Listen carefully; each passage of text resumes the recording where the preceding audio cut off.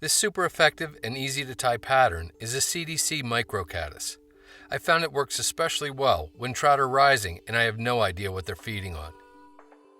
For a hook, I'm going to use a Dai-Riki number 305 in a size 20, but I also like these in 18s and 22s. Start by mashing the barb. Small hooks like these are hard enough to locate and remove from a fish's mouth. Why make it any more difficult for you or the fish? Get the hook firmly secured in the jaws of your tying vise. For thread, I've loaded a bobbin with a spool of tan Veevus 16-0. This stuff is an absolute joy to work with on small flies.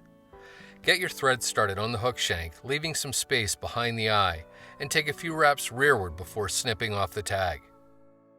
The body of the fly is created using a single CDC feather in a color called wood duck, but tans, light grays, and cream also work. Preen the fibers down so just the tip of the feather is held in the fingers of your left hand. Lay the tip on top of the hook and take a couple of wraps to loosely secure it.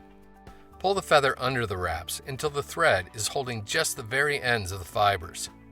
Start taking thread wraps rearward all the way to the start of the hook bend. Then, relocate your tying thread forward to about an eye length behind the hook eye. With hackle pliers, get hold of the butt end of the feather and give it a gentle twist as you begin wrapping it around the hook shank. Keep making touching or slightly overlapping wraps with the feather up the shank until you reach your tying thread.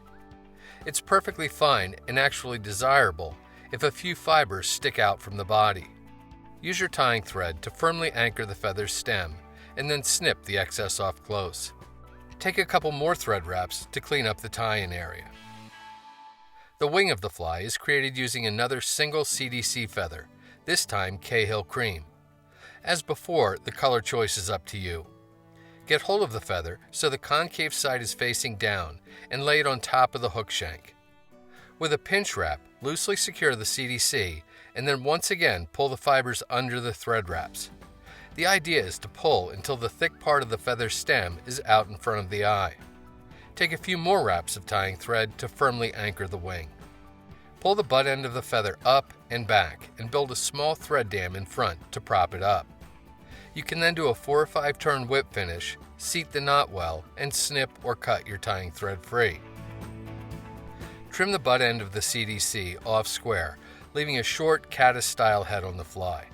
Finally, trim the wing so it extends to the back edge of the hook bend. And that's the CDC Micro Caddis. You'll be amazed at how well this pattern works when nothing else seems to. Unfortunately, the fly isn't especially durable, so you may want to tie a bunch.